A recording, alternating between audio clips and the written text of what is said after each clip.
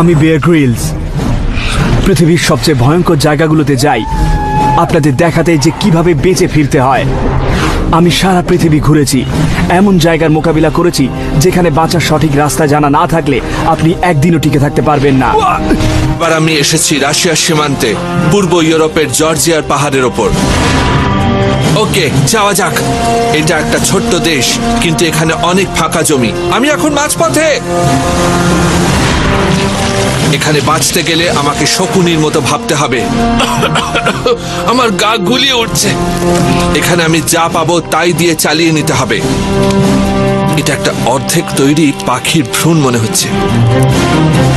আমার বুদ্ধি দিয়ে প্রকৃতির সঙ্গে যুঝে চলবো। আমরা পেরেছি, আমরা খুব কাছে এসে গেছি। খালি আপনাদের দেখাতে পৃথিবীর কঠিনতম পরিবেশে কি করে বাঁচতে হয়।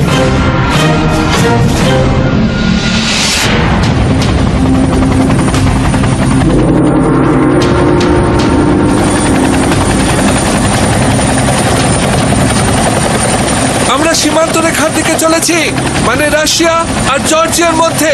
এটা একটা ভয়ঙ্কর অস্থির জায়গা যেখানে চারপাশে শুধু বিশাল বড় বড় পাহাড়।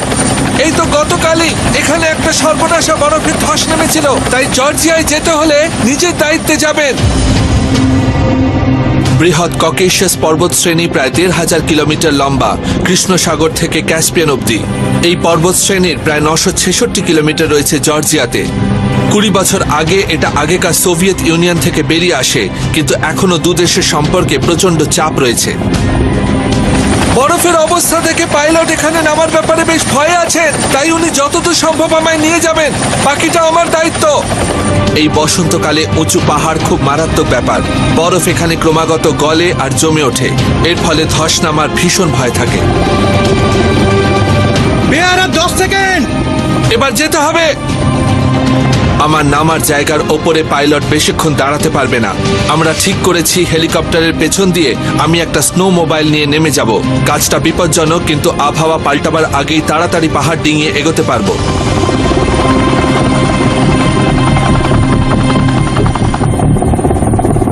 সময়ের এক চুল হেরফের হতে পারবে না।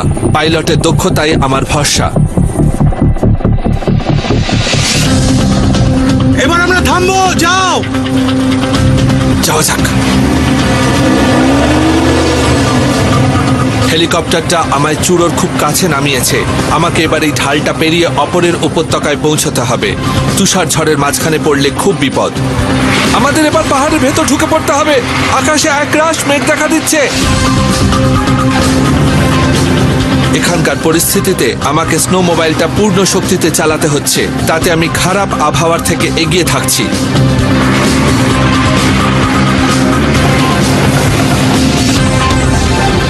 আমি প্রায় কিনারায় পৌঁছে গেছি, কিন্তু এখানে তুষার অনেক বেশি গভীর, তাই স্নো মোবাইলটা নিজের ভারেই ডুবে যাচ্ছে।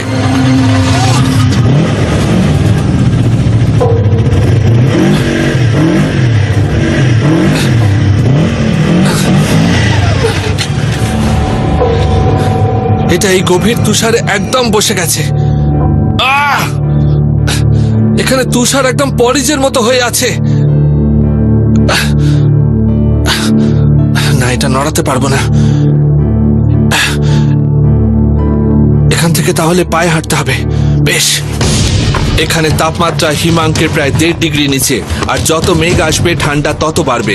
উঁচু জায়গায় পৌঁছতে পারলে ওপারের উপত্যকায় নামার পথের সন্ধান পেতে পারি। ওই খাঁজটার কাছে যেতে চাই এখন। ওটা বেশ খাড়া মনে হচ্ছে।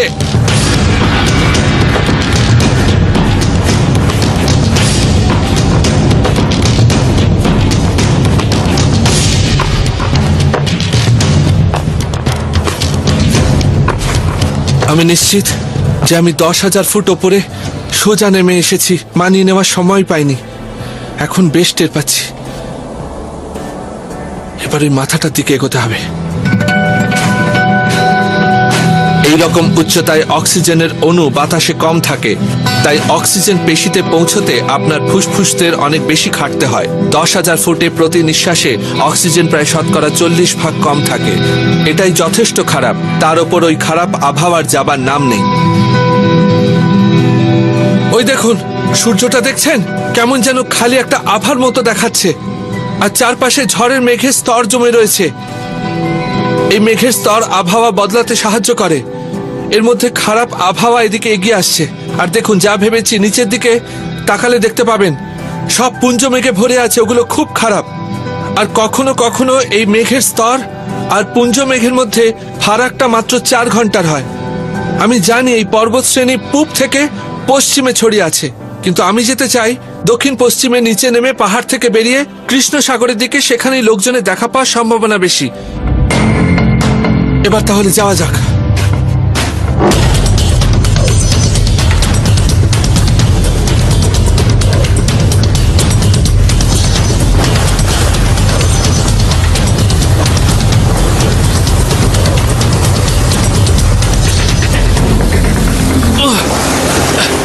যাক, আমরা এই অংশটা নেমে এসেছি।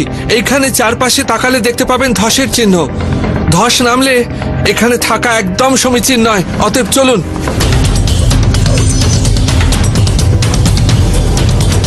খারাপ আবহাওয়া আমাকে ধরে ফেলেছে।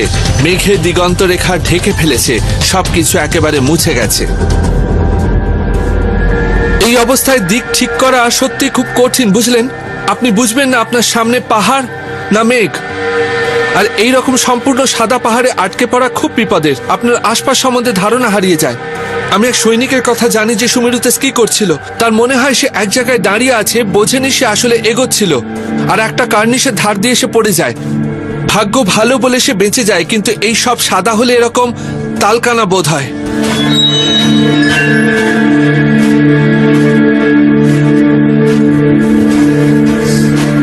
এখানটা খুব সাবধানে,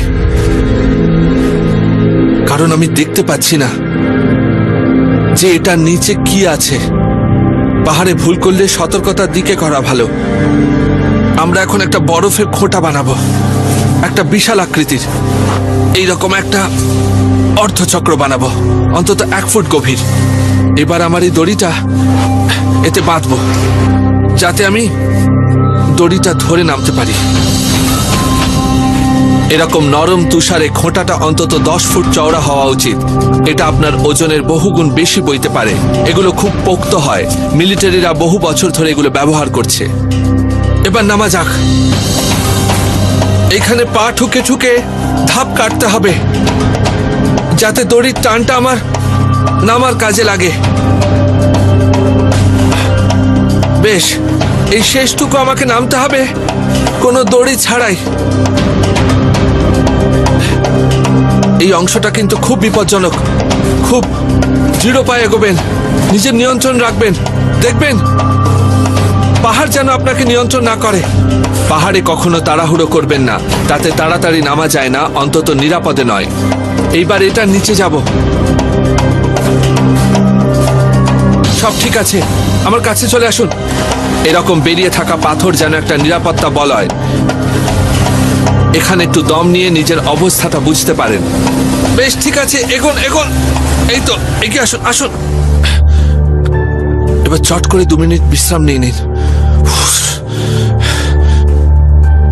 জানেন, এইখানে মানে এই রকম উচ্চতায় একটা বড় বিপদ হলো ডিহাইড্রেটেড হয়ে যাওয়া। তাই জল খেতে ভুলবেন না, কারণ নিঃশ্বাস কষ্টে নিচ্ছেন, আপনি পরিশ্রম করছেন, তাই জল খেতেই হবে।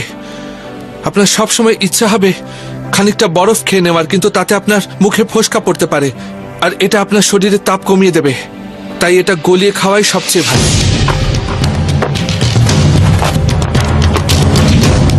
এখন আগুন জ্বালানোর জন্য আমি আমার এই শনের দড়ির খানিকটা ব্যবহার করতে পারি। আর হয়তো আপনারা জানেন যেটা বানাবার সময় ওরা এটার মধ্যে কেরোসিন মিশিয়ে দেয়, যাতে পোকা এগুলো কোনোভাবে কেটে না ফেলতে পারে। তাই এটা জ্বলা উচিত। কাজ হয়েছে। যখন সোজা ধাতুর পাত্রে বরফ গলাবেন তখন একটু সাবধান থাকবেন, কারণ অনেক সময় খালি পাত্রের তলাটা পুড়ে যায়, কিন্তু আসল বরফটাকে কিছুতেই গলায় না, কারণ মাঝে একটু ফাঁক থেকে যায়।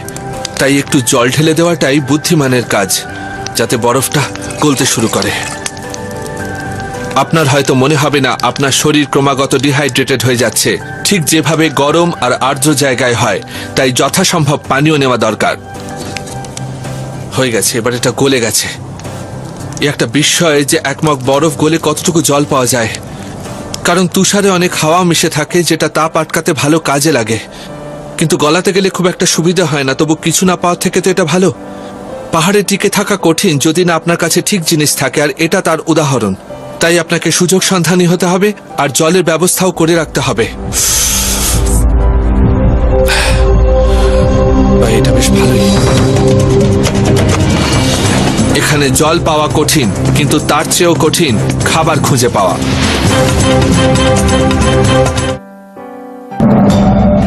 আমি রাশিয়ার সীমান্তে উত্তর জর্জিয়ার ককেশাস পর্বত শ্রেণীতে রয়েছি। আমি খাবার আর আশ্রয় খুঁজছি, তাই আমায় নিচের উতরাইতে নামতে হবে। এই হচ্ছে তুষার সীমা। এই প্রথম আমার পায়ের নিচে শক্ত মাটি পেলাম। এটা খুব ভালো লক্ষণ। তার মানে আমরা পাহাড় থেকে বেরিয়ে আসছি। তুষার সীমা এমন একটা জায়গা যার উপরে মাটি সারা বছর তুষার আর বরফে ঢাকা থাকে। এর নিচে নামতে পারলে আপনার খাবার আর অনেক কাজের জিনিস পাওয়ার সুযোগ বেড়ে যায়। মনে হয় এর বেশিরভাগই বাজ। আপনি ঠিক আছেন? হয়েছিল আর একটু হলে। পাহাড় থেকে নামলে এই গাছগুলোই প্রথম দেখতে পাওয়া যায়, আর এর এই ছালগুলো হাত দিয়ে ছাড়িয়ে নেওয়া যায়। এগুলোতে খুব চট করে আগুন ধরানো যায়। বার্চের ছালে প্রচুর দাহ্য তেল থাকে। এগুলো পেলেই পকেট বোঝাই করে নেওয়া উচিত। উঁচু পাহাড় থেকে নামার সময় এগুলো খুব ভালো বন্ধু হয়। হয়েছে।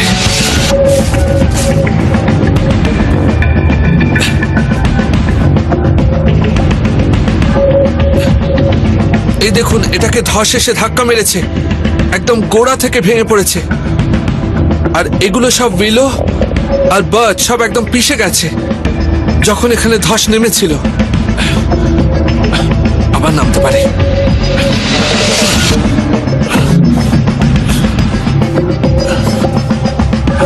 দাঁড়ান, খালি যে গাছগুলো ধসের পাল্লায় পড়েছে তা নয়, সেটা তো প্রায়ই হয়। কিন্তু দেখুন, একটা জন্তু রাস্তায় পড়ে মারা গেছে, তারপর অত বরফের নিচে জমে কাঠ হয়ে গেছে। দেখি খুঁড়ে বার করতে পারি কিনা। এটা বেশ শক্ত, কিন্তু গলে গেলে টাটকা মাংস পাওয়া যাবে। এটা সঙ্গে নেব।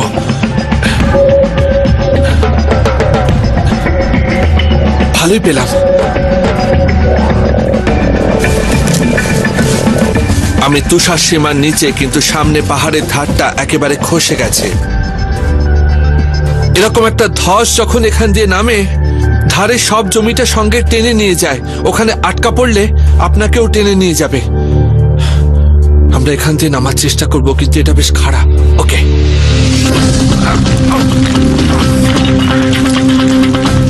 এখানকার কাদামাটি বেশ ভালো নরম। আমার গোড়ালিটা বেশ চেপে বসেছে। আশা করি এই মুহূর্তে আমার সঙ্গে এক গাদা পাথরও নেমে আসবে না। তাই এঁকে বেঁকে নামাটাই ভালো হবে বলে মনে হয়। তাতে আমি একটা পথে আটকে থাকবো না।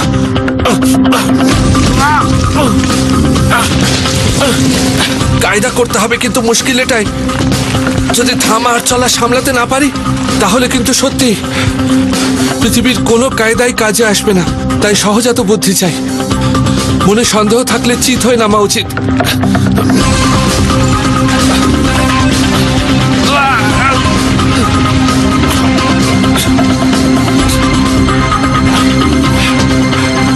বেশ নেমেছি, কাদায় মাখামাখি হয়ে নেমেছি। প্রকৃতি সবসময় পরীক্ষা নেবে, তাকে কিভাবে পার করবেন তা আপনার ওপর। খালি একটা কথা মনে রাখবেন, স্টাইলের জন্য আলাদা নম্বর নেই। একটু সাবধানে, এখানে শক্ত করে পাথরটা ধরুন।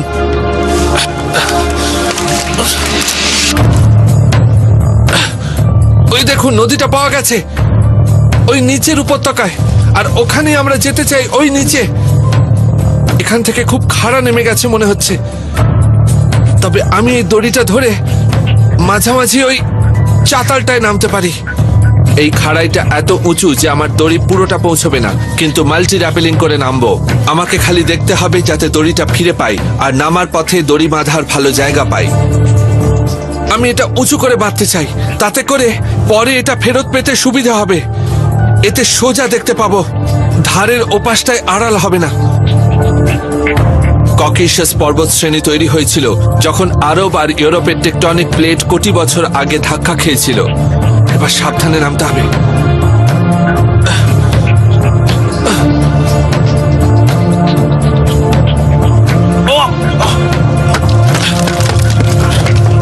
মনে হচ্ছে যেন এই পুরো পাহাড়টাই খসে পড়ছে। আর একটা পাখির বাসা, একটা ডিমও রয়েছে। এখানে টিকে থাকতে হলে ধাঙরের মতো সব ঘেঁটে দেখতে হবে। খাওয়া যায় এমন কোনো কিছুই তুচ্ছ করলে চলবে না। বাপরে, কি গন্ধ! এই ডিমটা পচা। এটা একটা শকুনের ডিম। এতে সত্যি ভীষণ ভীষণ দুর্গন্ধ। ভেতরের রংটা দেখুন একবার। এখানে কোনো পাখি না থাকাটা সন্দেহজনক। শকুনিরা কখনোই এভাবে তাদের ডিম ফেলে যায় না। ওরা চলে গেছে বলে এটা পড়েছিল আর তাই পচে গেছে। এমনিতে যে কোনো পাখির ডিম খাওয়া যায়, যদি না এমন গন্ধ ছাড়ে। আমার গা সত্যি গুলিয়ে উঠছে। আমি খুব চট করে কথাটা বলি না। এবার ফেরা যাক।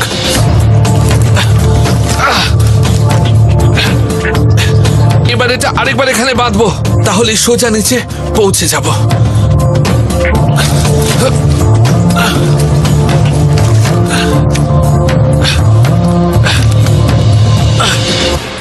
এবার এটা টেনে নিলেই হবে। এরপর উপত্যকার ঢাল বেয়ে নামা। টিকে থাকতে হলে কখনোই হাল ছাড়লে চলবে না। বেশ, যাওয়া যাক। আর বেঁচে ফিরতে চাইলে সাহসী আর সুযোগ সন্ধানী দুটোই হওয়া খুব জরুরি। আমি জর্জিয়ায় চলেছি ঘন জঙ্গলের দিকে। এখানে পুরনো সোভিয়েত ইউনিয়নের কিছু কঠিনতম পরিবেশ রয়েছে, আর হিংস্র নেকড়ে আর ভাল্লুকের বাস।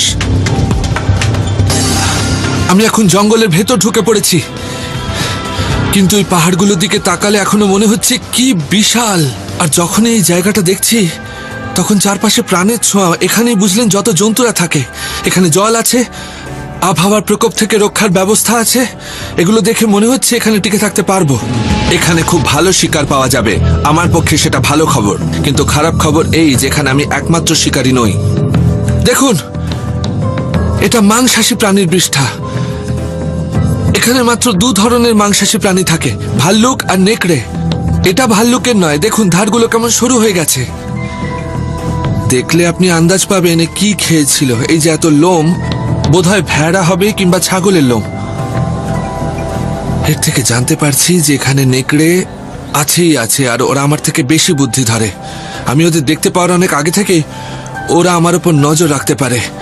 চলুন এগোনো যাক। যদিও আমরা জঙ্গলের মধ্যে ঢুকে পড়েছি, কিন্তু এখনো চলার পথ সোজা নয়। এই জঙ্গলে প্রচুর গভীর খাদ আর খাড়া ঢালের উপত্যকা রয়েছে। এখানটা অনেক বেশি ঢালু। তার উপর এই জঙ্গলটাকে একটা বরফ গলা খরস্রোতা নদী দুভাগে ভাগ করে দিয়েছে। ঠিক পথে চলতে হলে আপনাকে এই নদী পেরোতেই হবে। এখানে সময় নিয়ে আসুন। পায়ের নিচে শক্ত জমি পেলে তবেই এগোবেন, তার আগে নয়।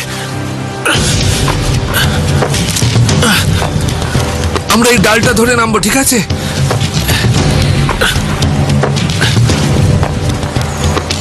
এক রাশ জল ওই প্রপাতটার ওপর গিয়ে পড়ছে। ওটা সোজা অনেকটা নেমে গেছে, সেটা খুব বিপজ্জনক। আরো মুশকিল হচ্ছে ওখানে যাবার পথে অনেক পিছল পাথর। আমি ওই ফেনিল জলে পড়তে চাই না।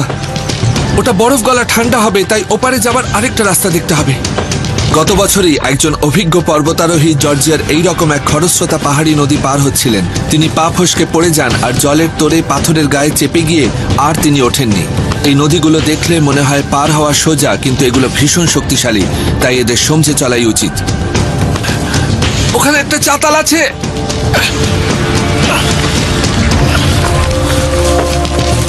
এখানে আসুন। আপনি যখন জঙ্গলে ঘুরছেন আর চারপাশে খালি প্রাকৃতিক দৃশ্য, তখন মানুষের তৈরি যে কোনো জিনিস চক্ষুশূলের মতো জেগে থাকে।